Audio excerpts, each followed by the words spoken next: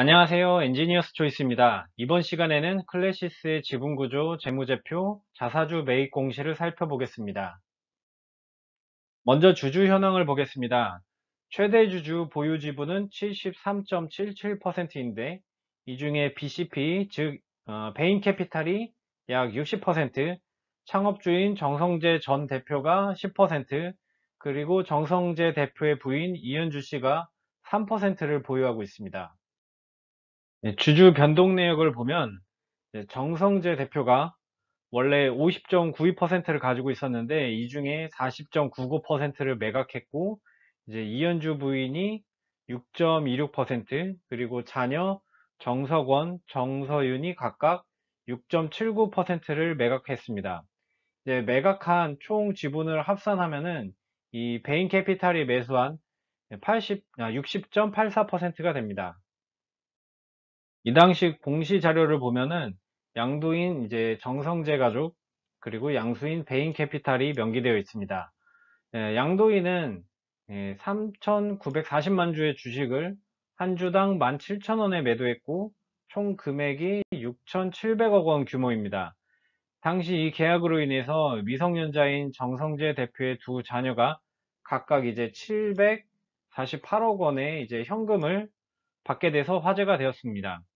베인 캐피탈이 한 주당 이제 17,000원에 매수했는데 현재 주가가 14,000원 부근입니다.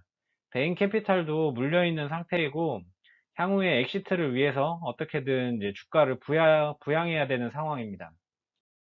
베인 캐피탈은 코스닥 시장 상장 규정에 따라서 이제 소유 주식을 1년간 의무 보유해야 합니다. 올해 4월 4일에 최대 주주 변경 공시를 하였기 때문에 이제 내년 4월 3일까지는 매도할 수 없습니다. 과연 베인 캐피탈이 이제 얼마나 클래시스를 성장시킬 수 있을지, 그리고 어느 정도 기간이나 클래시스를 보유하고 있을지 궁금해서 이전 매각 사례들을 찾아봤습니다. 베인 캐피탈은 AHC로 유명한 이제 화장품 제조사 카버코리아를 2016년 6월에 인수를 했습니다. 이후 중국 시장에서 매출이 급성장하면서 수익성이 큰 폭으로 개선되었습니다. 중국 기업 투자 경험이 있는 베인 캐피탈이 이제 중국에서의 유통망, 인적 네트워크를 동원해서 이러한 결과가 가능했다고 보입니다.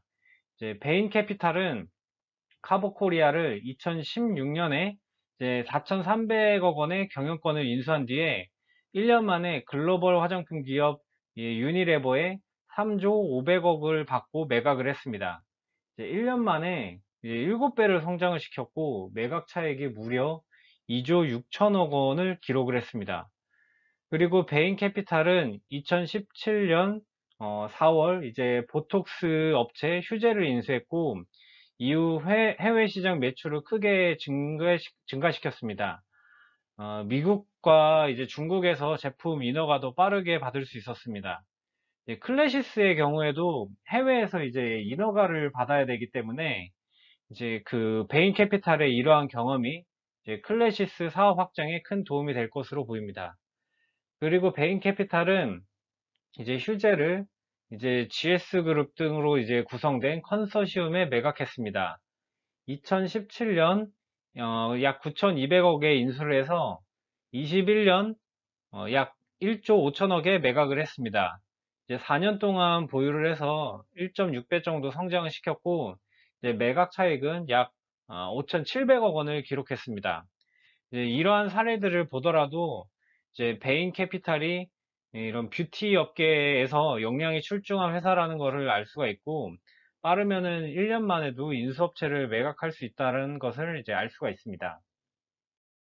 재무 분석을 보도록 하겠습니다. 본표는 최신 IR 자료에서 발췌한 내용인데 이제 22년도 1분기까지의 내용이 나와 있습니다. 재무 상태표 중에 자산 부분을 보면은 이제 유동자산과 이제 비유동자산 모두 큰 폭의 증가 추세에 있습니다. 부채 부분을 보면은 이제 비유동 부채가 21년, 22년 이제 급증했는데 이는 신사업 매입을 위해서 21년도부터 22년까지 약 1,006억 원 규모의 이제 장기 차입금이 발생되었습니다. 크게 늘어난 금융 비용을 줄이기 위해서 부채 감축을 우선적으로 시행할 것으로 보이는데 이제 클래시스는 현재 기존 사옥을 매각해서 확보하는 현금을 차입금 상환 등에 사용할 것으로 보입니다. 지난달 8월 30일 이제 기존 사옥을 600억 원에 매각하는 것으로 계약이 체결된 상태입니다.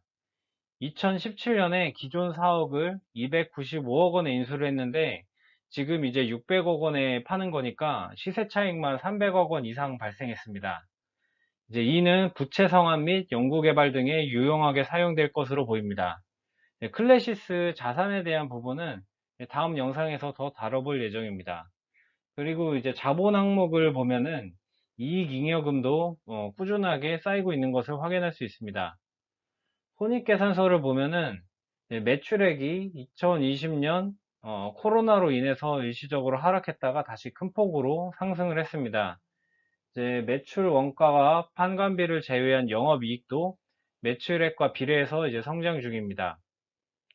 이제 2020년에 매출액 영업이익은 모두 전년도 대비 하락을 했는데 이제 당기순이익 같은 경우에는 이제 2019년 전년도 대비 상승을 했습니다. 당기순이익은 일시적인 법인세 환급으로 인해서 이제 상승을 하게 되었습니다. 따라서 당기순이익으로만 놓고 봤을 때는 이제 매년 상승하고 있는 추세입니다. 2024년까지의 추정치를 반영한 이제 재무 상태를 그래프로 나타내 봤습니다.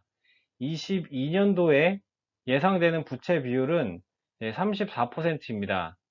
21년도에 이제 사옥 매입을 위한 차입금으로 인해서 이제 부채 비율이 크게 상승했지만은 그래도 아직 30%대 수준입니다.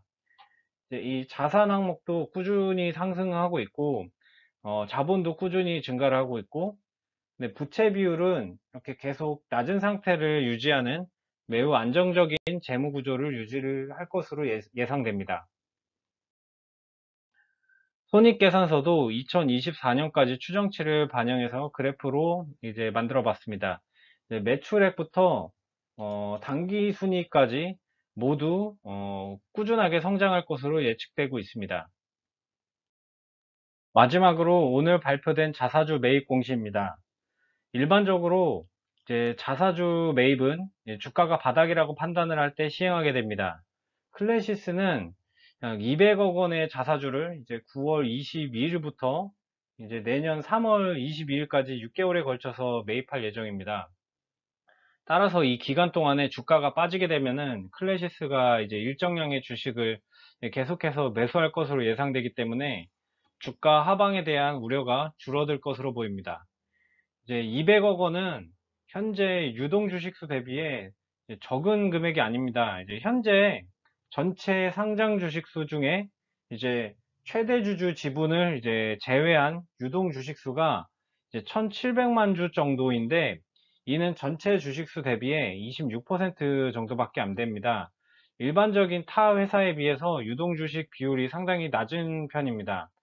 그런데 이 유동 주식 중에서도 이제 200억 원, 그러니까 주식 수로 따지면은 현재 주가를 적용을 했을 때, 약 140만 주 정도를 이제 매입을 하게 될 예정입니다. 이는 유동 주식 수량 중에서 이제 8.2% 정도에 해당되는 양으로서 시중에 거래되는 클래시스의 주식이 더욱 줄어들 것으로 보입니다. 그래서 이제 이번 공시는 상당히 이제 긍정적인 호재로 보여집니다. 네, 오늘 공시는 저도 퇴근하고 영상을 제작하다가 알게 됐습니다. 그래서 이제 마지막 페이지에 급하게 좀 첨부를 했는데 좀 희망적인 공시를 접하게 돼서 기쁘게 작업을 할 수 있었습니다. 다음 영상에서는 클래시스의 부동산 자산, 영업활동 현금 흐름 등 재무 상태를 보다 구체적으로 파악해 볼 예정입니다. 오늘 내용 유익하셨다면 구독, 좋아요 부탁드립니다. 감사합니다.